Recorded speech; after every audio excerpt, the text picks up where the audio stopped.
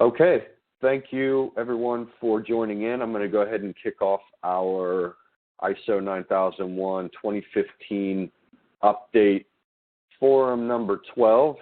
We've been hosting forums since August of 2013, so about 2 years, in anticipation for the changes that are coming with the new ISO 9001 standard. So without further ado, let me go ahead and jump into the presentation. A little bit about us. We are located in downtown Charleston, South Carolina. That's our headquarters. That's actually where I'm sitting at the moment. We have a new location down in São Paulo, Brazil, that we've recently opened, and we will begin kind of serving the South American market down there through that location. We also have some folks in other parts of the country, South America and Europe, out there kind of doing their thing to help regional customers kind of across the globe. What we do training and development, consulting and implementation work. We have some educational products. We place subject matter experts in special projects and jobs to serve our customers, and we have affiliate agreements with software companies and other service providers. So that's just a bit about who we are and what we do. Feel free to ask me any questions about Concentric if you have any interest in that. So where are we with regards to the stages of standard development? So back in July, we had the publication and release of the what's called the FDIS, which is the final draft international standard. So that's the stage that we're at now.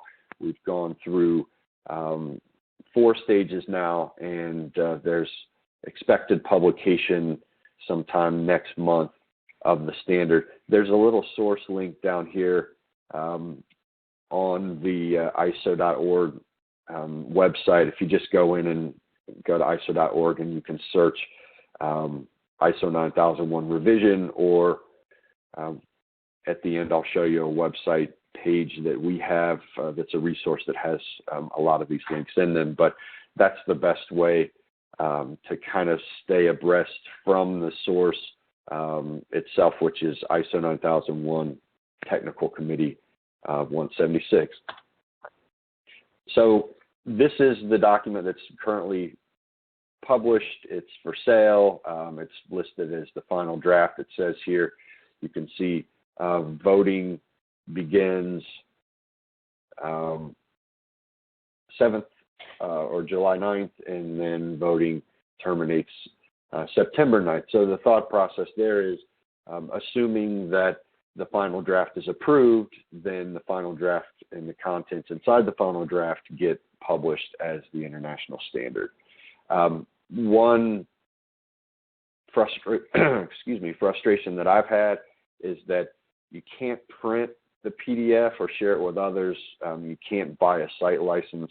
So if you're kind of chomping at the bit trying to buy the final draft for your organization, ISO is going to make you pay $173 US for each individual that gets to view this thing. So they could have allowed it to where you could print it out, but for whatever reason, they're more strict on that standard. So you may just want to wait. If you do want to buy this, I've got a slide at the end where you can see how to go about doing that. Before I jump into kind of the details of the final draft international standard and where we are there, one thing I would like to do is pause for a minute or two and give you all an opportunity to think about some questions that you have during this presentation. There are quite a lot of slides, but I would rather get some feedback from you on specific questions that you have or specific areas of interest in the standard, and really focus in on those as we go through the next 45 minutes or so. So I'm going to go ahead and pause for a minute. And if you have anything in particular that you want to feed into me, use the chat feature and let me know specifically what you might want me to focus on.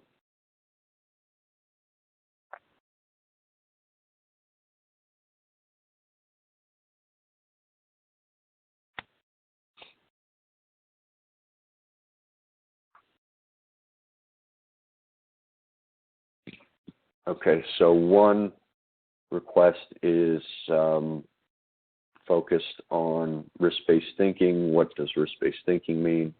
Got it.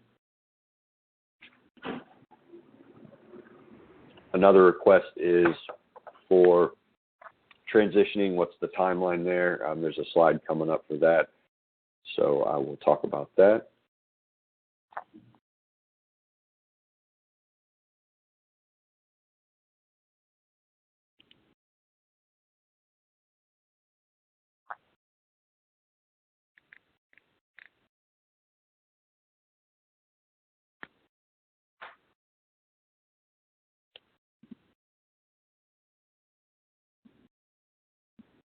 The additional requirements, yes, I will give you a bit of an update on additional requirements. There are a lot of additional requirements, so I can't go through all of them, but I did take the time. This is, I guess, useless trivia.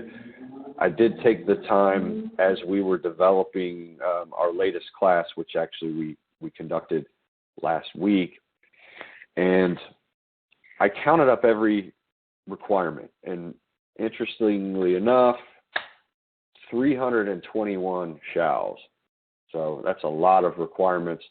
I will highlight kind of the major changes. I've condensed the training down a bit to give a little bit more time during this webinar for some question and answer. I'd actually like to be able to, at the end, if it's not too noisy, unmute everyone and just kind of throw out some conversation pieces that you might have there. If we're able to do that, then I'd like to do that. All right, I'll pause for some questions in about 10 or 15 minutes. I'm going to go ahead and proceed with the presentation, and then the 3 questions or so that I got, I will make sure that I focus on that. So one of the most notable changes to the standard is the new layout. So you can see here there is a 10-clause structure, and the 10-clause structure basically is coming to us via this document called Annex SL. Annex SL is, in short, a standard for standards. So the idea of this document is that if there are any management system standards to be published or revised in the future, the idea is that they fall in line with this 10-clause structure. So where that becomes extremely beneficial is within organizations that have multiple management systems like occupational health and safety, environmental quality, information security management systems. The layout and the clause structure will be the same for all of those revised standards 2015 on forward. So that's one of the most notable changes that folks, will probably struggle with a bit, and I'll talk about that in a bit more detail in the coming slides. So in the current version of the standard, you have an 8-clause structure, and really the majority of the meat and potatoes and all of the requirements are in clause 4 through 8. So you have 5 clauses that represent the various requirements that you're being audited to. The other 1, 2, and 3 are basically just references and some preface type stuff to support the requirements. Looking at 2015, there's the 10-clause structure, as I mentioned, so you actually have clause 4 through 10 that contain the various requirements. I'm going to say 321 requirements plus or minus 4%. I probably missed a couple here and there, but there's 320 some within those 7 clauses. Okay. Here's a more granular look of the requirements in kind of a subclause view. So there were 23 subclauses before, now there are 28. And this is kind of the breakdown. I think this is a very valuable slide. I think the next slide is even better. I'm actually working on a new blog post now to give some of these visual tools out as PDFs that you can just grab down and print out on your own. The next one I really like. So this, as it fits into what we know as the PDCA cycle, this is a good illustration of the layout of the new structure. One of the things that you'll see, and I actually have a slide, I didn't include it, but this is really the meat and potatoes. It's not product and service provision, but it's called operation. I actually have another tool that I'll also post online that breaks this out into the kind of the subsections of each of subclauses. So this is where the majority of the requirements come from. Most of the controls are in here. And then you'll also see the addition of 2 documents or 2 add-ons to the standard, which is Annex A and Annex B. You also have this bibliography, which is full of citations and different references. But Annex A is meant to basically explain and give assistance to the reader in understanding the new structure, key terms and concepts. It's kind of a guidance section. And then Annex B is a list of all of the other international standards that kind of connect to the 9001 document. So that is that.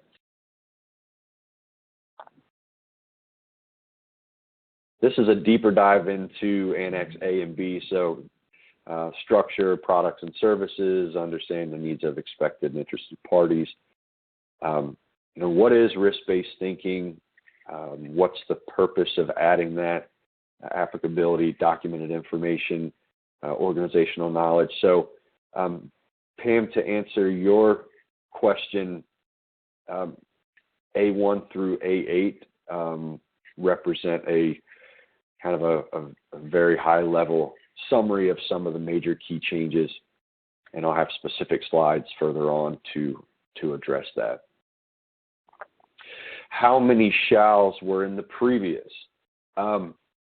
So for years, we've been teaching that there are 136 requirements in the current standard, but I actually counted the 2008 and the 2015 in a different way.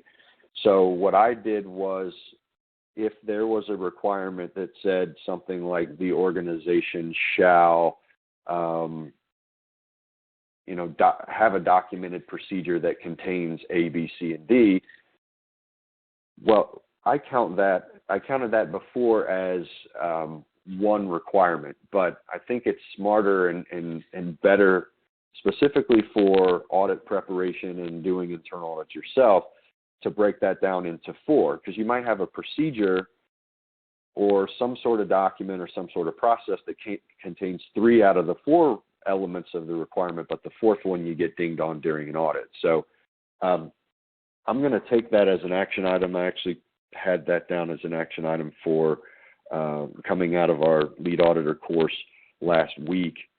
I'm going to count the 9001, 2008 shells, and I'll report on that at next month's webinar. So we can have a, the last version is X number of shalls, and the new version is 321. Again, kind of useless trivia, but if you're like me, I like to be able to make checklists and ensure that I have a very distinct question, or what type of evidence will the auditor want to see, or what is the purpose of the 4 A, B, C, and D that have to be documented in a procedure, so on and so forth. So good question. I don't know off the top of my head, but I'll find out the answer to that, and maybe even post a blog between now and the next session. So good question. The other thing that you'll notice here is the presence of all of these standards. So these are a listing of quality management and quality management system standards that have also been published by this group called TC 176. Technical Committee number 176 is what that's all about. So that's just kind of the back few pages of the standard, and I'm going to move on to the next slide. How satisfied were you with the experience of upgrading to Windows 10? Well, I'm satisfied up to the point where I get all these notices during a webinar. Just a little side note. So what are some major differences in terminology?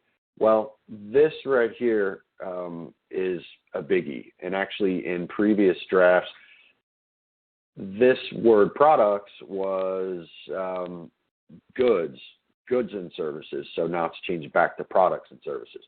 In 2000, 2008, there's basically the use of this word product. And then there's some notation that says, oh, by the way, products mean services too. Well, if you don't have a product, and there are a lot of service organizations out there that use 9001 as the baseline for how they run their business, it's really hard to understand how some of the requirements can pertain to you. If you have no products and you just have services, now the standard and some of the terminology makes a bit more sense. Exclusions, that is no longer in the standard, but there is a statement basically saying if there's some aspect or some requirement within the standard that does not apply to your type of business, then you just have to make sure that that doesn't affect your product or service to the customer.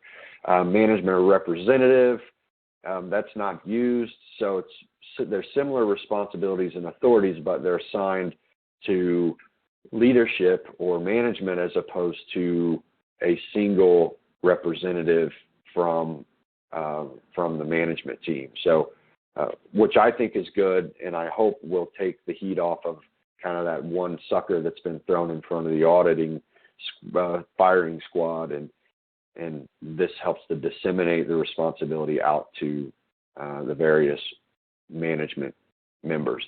The other thing that you'll see is there is none of this stuff, which is interesting. I have mixed emotions about this. So if you were to ask me, which this is a question I got last webinar, last month, with respect to quality manual, should you erase your quality manual or not use the quality manual? My answer is going to be it depends. It depends on, is it valuable? Do you use it, or has it been just kind of a check the box audit type requirement? What you'll see now to replace that is this term, documented information. While it opens up the applicability a lot more, I personally like the use of the word record, because I want to know when there should be a record that I've got to keep and maintain. So it's a bit harder to understand what type of documented information is explicitly a record. You know, what is the auditor going to look for? But in generally speaking, what you'll see is this use of some phrase similar to this. The result of an audit should be captured in documented information. So whether that means in a cloud, on a web page, spray painted on the side of the wall, the intent is that you have a record, but it's not the standard isn't using the word record anymore. It's just using a blanket generic term called documented information. Work environment. So this is now environment for the operation of processes. So it's a bit more, again, holistic. Monitoring and measurement equipment has been changed to use this term, monitoring and measurement resources, because some of the tools you may be using in monitoring and measurement could be your eyes, your ears, human beings, other stuff that's not necessarily equipment or a device. Another thing that you'll see as a change that I'm not real thrilled about is the change from the word supplier to external provider. Nobody in my world uses external provider ever. So I'm probably going to still say supplier or contractor or whatever, and I encourage you to use your own verbiage. But the intent here is just to be, again, more holistic and more inclusive in how you treat those that offer a product or a service that you depend on in order to satisfy the customer. So that's really the bottom line there. So what's the intent of the latest revisions? To sum it up, the first is integration. So the idea is that your organization should embrace the quality management system within the business management system. So the idea is that you don't have kind of the way you do business on one track and then your quality management system on the other. They should be integrated. As we saw with the slide that showed Annex LS in that 1 through 10 structure, you can see that there's an intent there to help with the integration of multiple management systems like EMS and OHSAS. Strategic planning. The intent of the revision, the current version is you focus and make sure that you're not moving in a direction that does not support your strategic plan. TS 16949 had some inclusions or some add-ons where companies needed to put their quality objectives in their business plan. So this is going kind of in that same direction and making sure that there's alignment between your overall long-term plan and your standard integration on the QMS side. Another purpose is to provide what TC 176 is calling a stable core. So they've made a statement basically saying, here is a new stable core.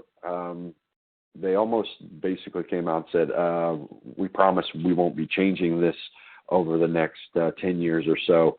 But the idea is that 10-clause structure would be a stable core for you to build your management system off of over the next foreseeable future, 10 years plus. Improved relevance.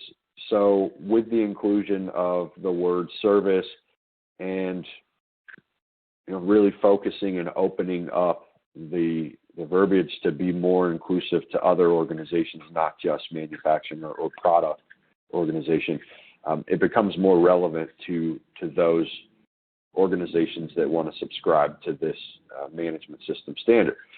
The other thing is a focus on desired results, which has been implicit all along, but there are more explicit requirements that really force you to focus on not just going through the motions in a process, but did you achieve a desired result? I think that's great. And then finally here, there's been a lot of things happening over the past 15 years or so. There's been a lot of technological advances. There's been a lot of quality management advances, QMS practices, quality practices. So the revision kind of brings the standard up to speed with the latest and greatest terminology. So one question is, can I be more specific on the definition of service? Yes. So and so can the standard. So the idea here is that in the use of this word, we're talking about service as it relates to value-added service for your customer.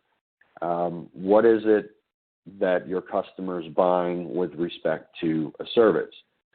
So, for example, Concentric, we are almost exclusively a services provider. We will conduct consulting projects or training events, be it on-site or in a public open enrollment environment. So we really don't have much in the way of products. We're trying to change that, but right now we've got somewhere along the lines of less than 10% on the product side in terms of our revenue and 90% on the service side. So that's what the standard is focusing on when it talks about services. What services do you provide to your customer that are value added, that they pay you for, that they depend on you for, and so you build your quality management system around providing high quality services and improving those services. I hope that answered your question. If there's something that I can answer more specifically, just feel free to pass that along. So a couple of other key language changes is shall, that stays the same, so it indicates a requirement. Should indicates a recommendation. May indicates a permission. Can indicates a possibility or capability. And then a note, as it exists with the 2008 standard as well, the note is for guidance in understanding or clarifying the associated requirements. So you wouldn't necessarily write a finding against a should, a may, a can, or a note. You would write the finding against just a shall statement in terms of, issuing a nonconformity. You might have a finding that's an opportunity or some sort of system weakness where you could point to a should, a may, a can, or a note, but the requirement is actually up in this shall definition. So just some keywords there. This is actually in the draft as it exists now. So I'm assuming these 4 or 5 will remain defined within the international standard once it's published. Something else that's interesting is this figure 1. So I'm sure you're all familiar with the kind of PDCA cycle that's on page X, I think, of the 2008 standard. This is kind of alongside that revised version of the PDCA cycle, which will be on the next slide. But the idea here is similar to what you've seen maybe in a SIPOC diagram. You've got your source of inputs, your actual inputs, activities, starting point and end point of an activity, outputs, and then receivers of outputs. In the past, this is called supplier. Now it's being dubbed external resources, interested parties, and then this is typically referred to as your customer. So supplier input, process output, customer kind of follows that same type of model.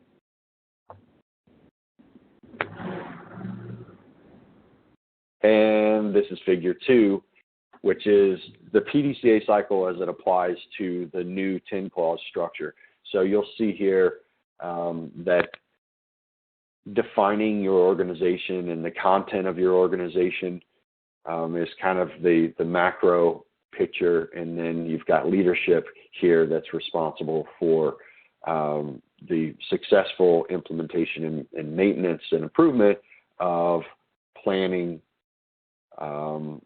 support and operation, which is the do phase, performance evaluation, which is the check phase, and then all the way down to improvement, and that's a continuous, never-ending improvement cycle.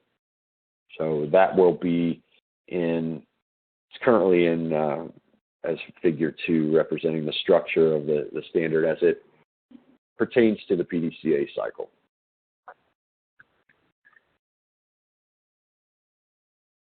So some information about transitioning. What are the expectations as far as transitions go? So our recommendation first and foremost is that you work with your current registrar and your customers, approach them as soon as possible and ask them the question, are you expecting to keep the same transition plan as ISO 9001, the technical committee is looking at, which is a 3-year transition. I have been a management representative for a company, and one of our customers came along and said, sorry about your luck, 3 years is not acceptable for our tier 1 suppliers. You need to be moved over to a new version of the standard in 18 months. So make sure that you're being proactive and asking that question of your registrar and your customers, so you don't get caught off guard with a timeline that could be shorter than 3 years. But the default expectation is a 3-year transition. Another question that came in from email after one of our other webinars was, what about subscribing to the 2008 version? At what point do I, if I'm just now starting with my very first ISO 9001 system, should I go for the 2008 version? Should I, leap ahead and implement the 2015? And the answer to that is that 18 months after publication, which is going to be roughly March 2017, the registrars would no longer be allowed to issue you or audit against the 2008 version. Again, some of the registrars may change that. You need to ask them. You need to talk to them about that. For those organizations that are kind of new to the game, have that conversation. It doesn't make any sense to me, if you're building a management system today, why you wouldn't just go and learn the 2015 version and build your management system around that. But that becomes the approximate last opportunity for you to subscribe to the 2008 version. And then you'd have to update or upgrade or transition by September 2018 in either case. I recommend that you start in 2016, if not start now. And by virtue of you participating in this webinar, obviously you're trying to get a jump start. So kudos to you, and I recommend that you definitely start sooner rather than later. What's going to happen, mark my words, this is going to be recorded. I'll go back to it in the future. I will go back to it in Q4 2018. There will be massive bottlenecks where companies are going to wait until that last minute, and there's going to be more companies that want to transition over than there will actually be auditors that can transition you. So don't wait. Avoid those bottlenecks now. There's also a document here called Transition Planning Guidance for ISO 9001. It's under key links on our website. If you go to acommoncenter.com, you'll see several different links to ISO 9001 2015. That latest version is there and is a good free resource for you to use. So back to Pam's question and some of the other kind of main key points here. One of the biggest changes is this strand of words called context, or context of your organization. And the idea here is that you lay out very specifically all of the moving pieces that are needed to serve your customer, either serve them via service or a product or both. Some of your organization is going to be dependence on suppliers or external resources. Some of your fulfillment of your products or services are going to come from interns, contract labor, a variety of different resources.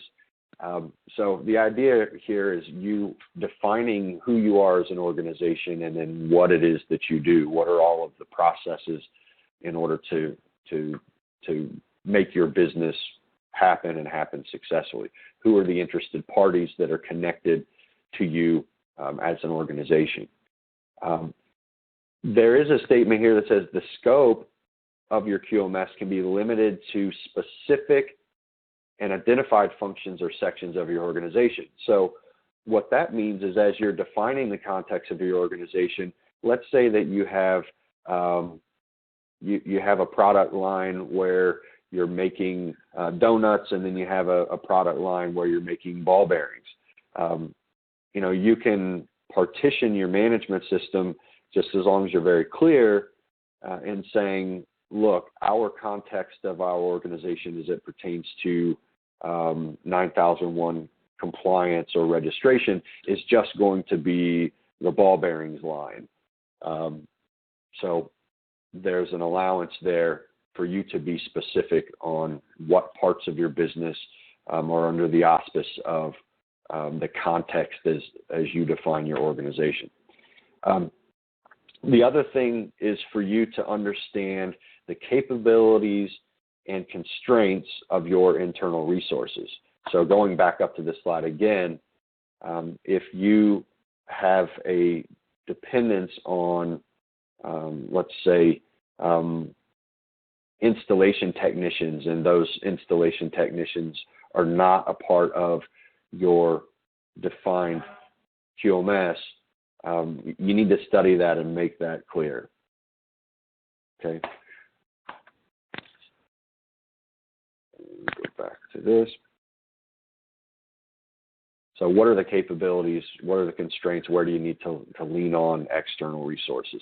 Leadership. So top management goes away and this term leadership comes in. The idea here is getting leadership at the highest level to be involved and embracing and committing to the management system. And the idea is that the QMS is used to drive organizational excellence, and product quality standards kind of used to be the old version of how organizations would think about ISO 9001. Now it should be looked at as a valuable tool to help drive process improvement towards achieving that strategic plan. The idea is, instead of having a satellite management system, you use the QMS, kind of like the stitching on a baseball, to hold together a more formal and structured management system.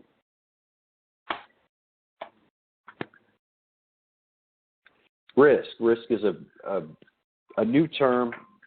The final draft international standard doesn't include the requirements for preventive action anymore.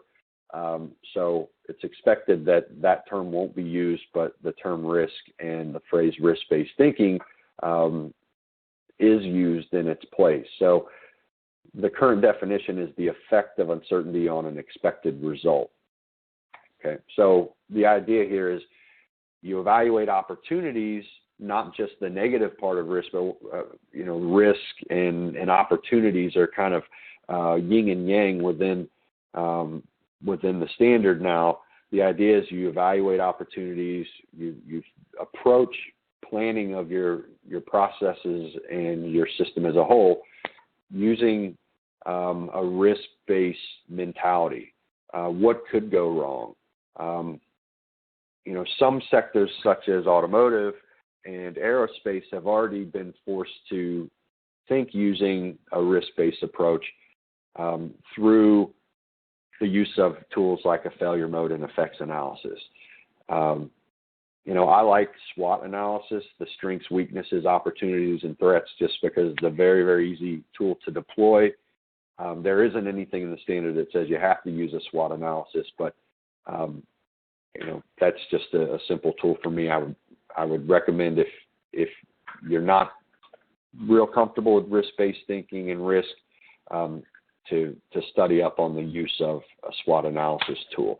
So the idea here is consider risk, qualitatively and quantitatively when defining the rigor and degree of formality to plan and control the QMS. So the idea is high risk equals, more controls. So here's an example where, although there have been implicit requirements around risk, now it's very explicit. So the idea here is, let's say you're building a swimming pool. You need to think about the risk associated with maybe a child getting into the pool unguarded. So the idea here is, well, what do we need to do? Do we need to build a 10-foot wall? No, that's probably too pricey.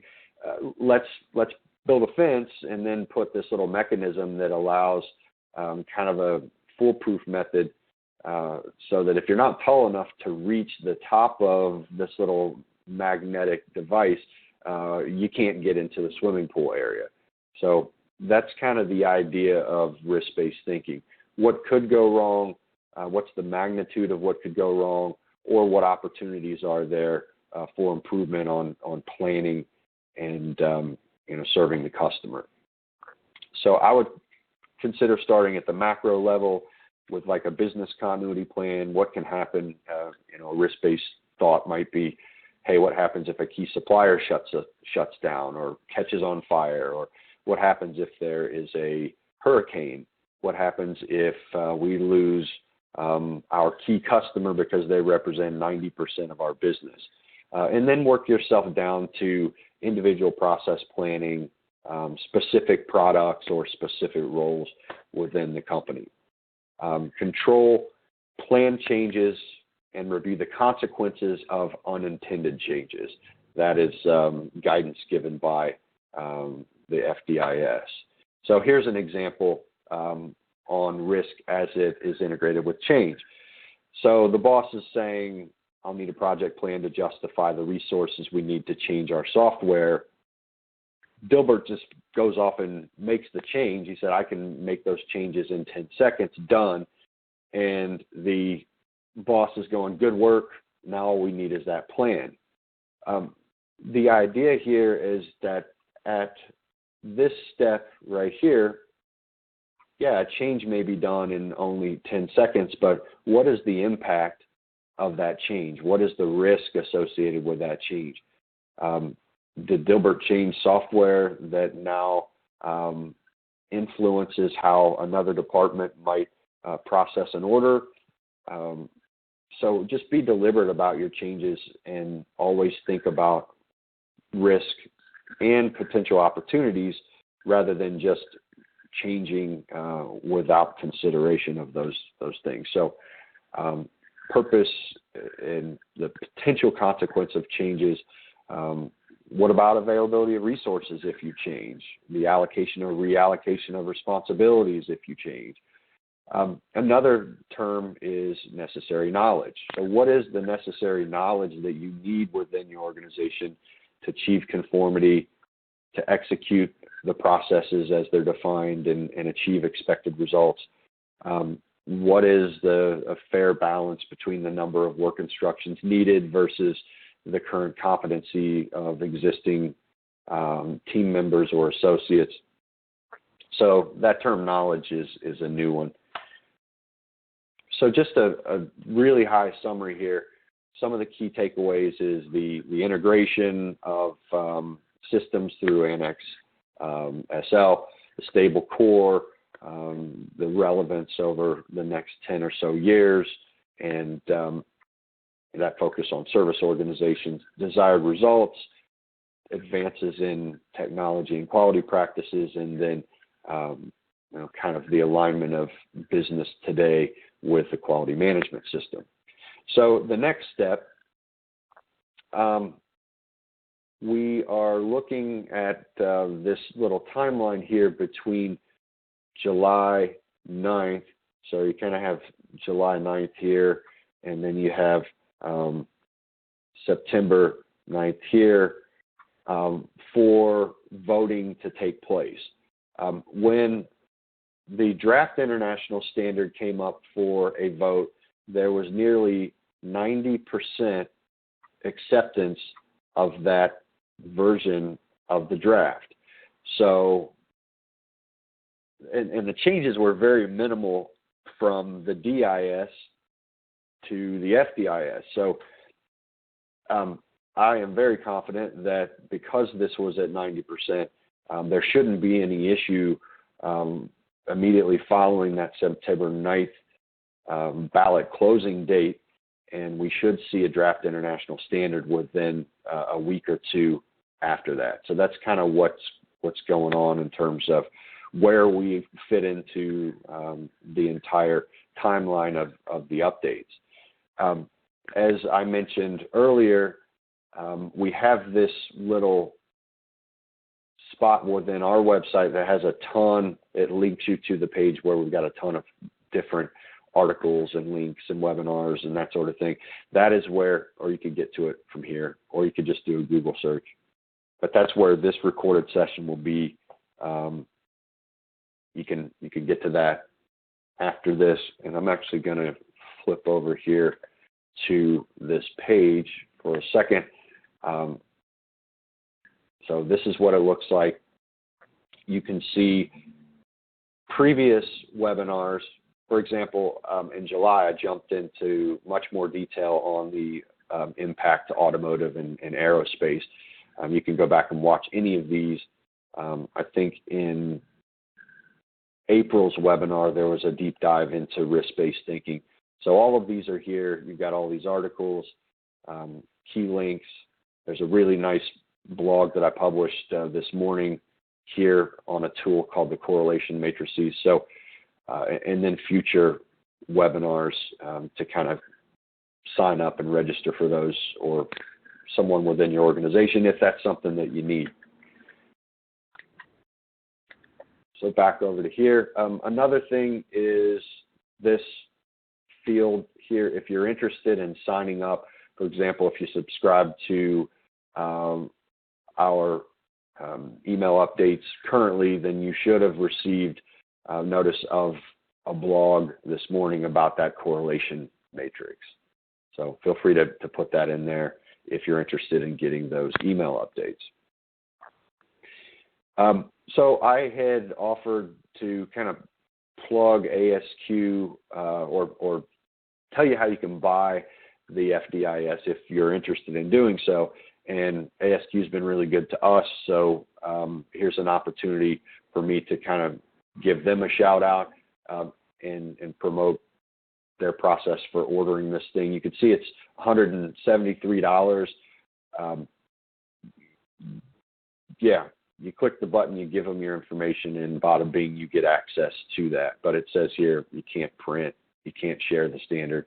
But that's how you spend $173 if you choose to do so. We've done so here, and it's been very, very useful for us in the course design and development. This is the link, asq.org/qualitypress. So a quick commercial on what we've got going on. So our next public training course for the lead internal auditor training is going to be November 10th through 12th. It's here in Charleston. This is the facility we had it at. We had our pilot course last week, and there were some bumps and bruises and dings and dents along the way in the transition, but we had a fabulous group of people. We had about 10 folks, I think. Yeah, we had exactly 10 join us for the training. So we'll have those bugs worked out. And the way that we do this is we train, it's a lead internal auditor training course on a Tuesday, Wednesday, and Thursday. And then if you're a supplier within the automotive industry and you need that TS 16949 qualification, we add a fourth day that looks specifically at the automotive add-ons for TS. If you register, I guess you could call it early bird or whatever, if you register by 60 days out, which would be September 10th, you can send 3 students and the 4th one's free. You also get a $50 Amazon gift card.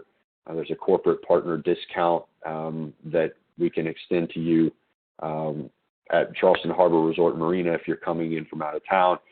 And then you get VIP access to what we're calling the Concentric Resource Library, a ton of tools and templates that would be useful at no additional cost. So if you need to go to training, if you're interested, reach out to me, reach out to Megan or Sydney. And somebody is saying you need to check the website. I think it had November 6th, the last for early bird. So I will check that out. Thank you, Pam. Thanks for giving me the heads up. Megan, take a note of that as well, if you would.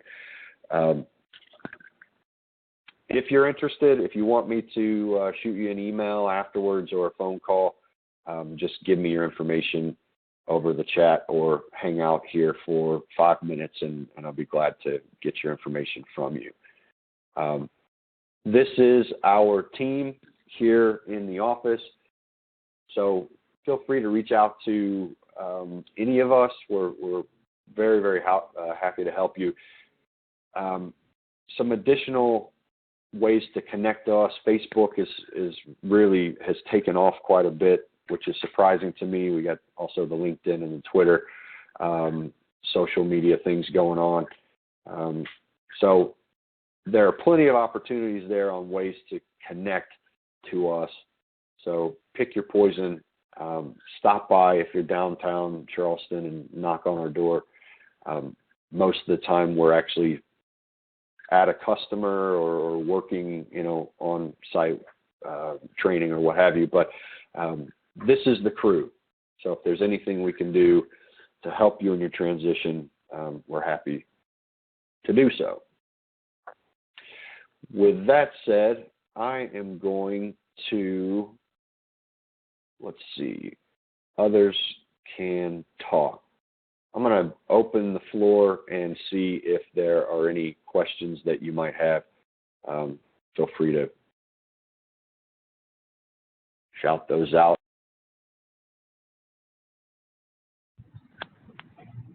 Any questions, comments, ridicules, jokes?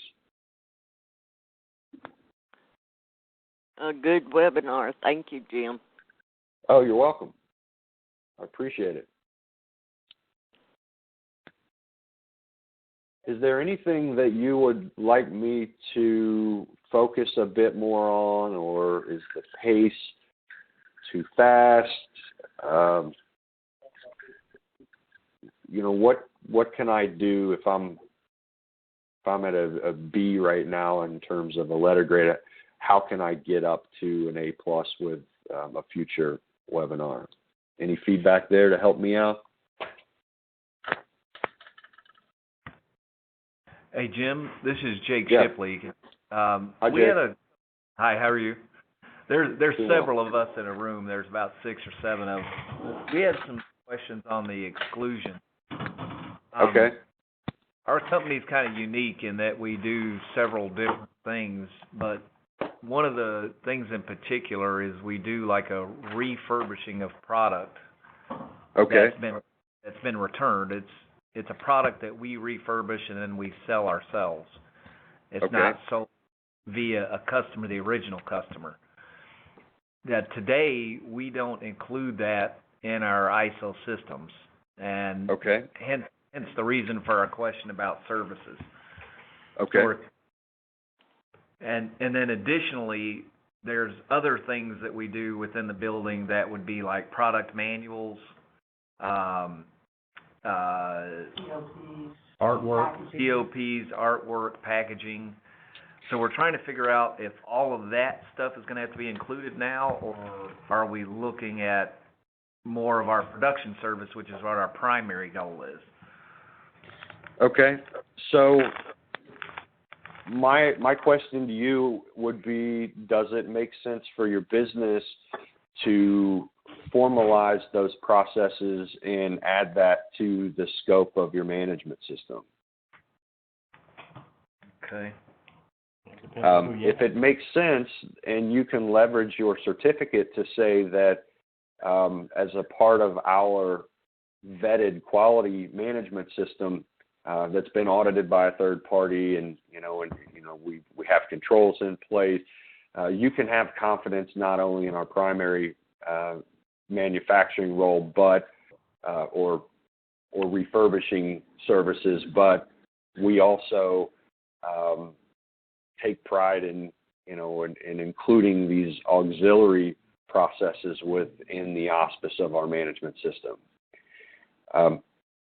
One thing that I get concerned about when I go in and audit an organization is I wonder if I'm going in and looking at, let's say, the Honda line, but the Honda line is spit shined and in control and everything's kind of in its place, but next to the Honda line is the BMW line and it's just in shambles. I wonder about that kind of contamination of the processes that aren't being controlled as rigorously as the Honda line. I also look at, really back to the original point, which is what are you missing out on in terms of the market and conveying those other services to the marketplace. Okay. So think about that. Okay. And if you have further questions, you can call me at that 843 number, and I'll be glad to talk to you offline in further detail if you need. Yeah, it may be something I'll end up calling you about because we have a lot of questions about it. Yes, we'll call. Yeah. We currently have several exclusions that we need to discuss for changes in the future. So. Yeah. Okay. It's really unique. I understand what you're talking about with like the Honda and BMW line, that kind of thing, but this is a little unique compared to the automotive. Not that obvious. Yeah. Yeah. Okay. Yeah, I'd be glad to talk to you about that if you want to. I've got another call at 1:30 this afternoon, but if you wanted to schedule another follow-up call, later this afternoon or on Friday, I'd be glad to kind of give you some of my thoughts on that. Okay, I'll try to touch base with you, and then I don't want to murk the waters, but there's a lot more detail behind it. So. Okay. Makes sense. You're welcome. So Sydney had offered a good recommendation, which is to kind of lay out a Q&A slide maybe for those questions and answers that have been brought up in previous webinars. So I think that's a good idea. I'd like to put that at the end of the presentation and also on our resources page, just a frequently asked questions section. I think that kind of prompted that thought. So good idea, Sydney. Thank you.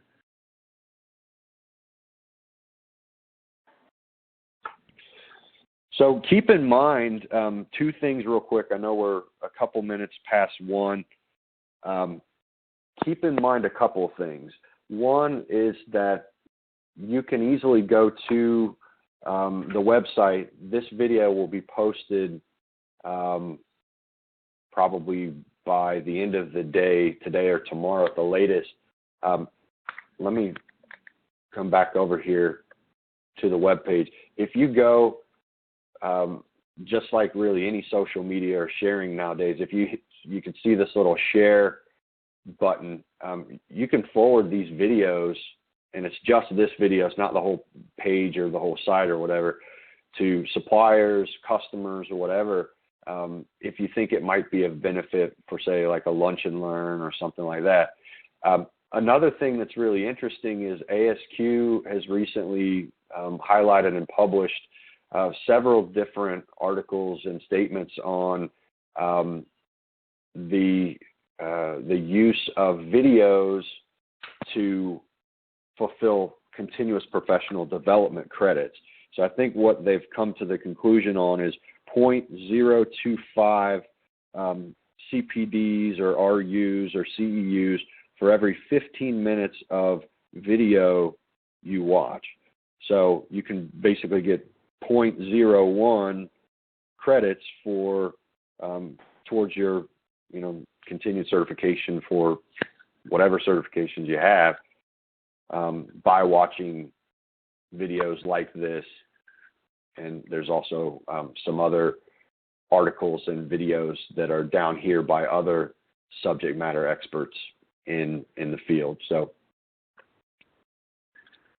some quick and dirty, cheap, yet very effective, cheap as in free, tools and things that you can use and share with others as well.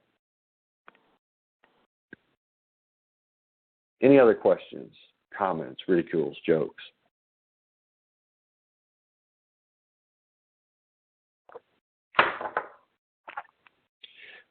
Okay, I am going to stop the recording, and I will stay on the line for about 5 more minutes if there's some questions that you would like to ask outside of the recorded session.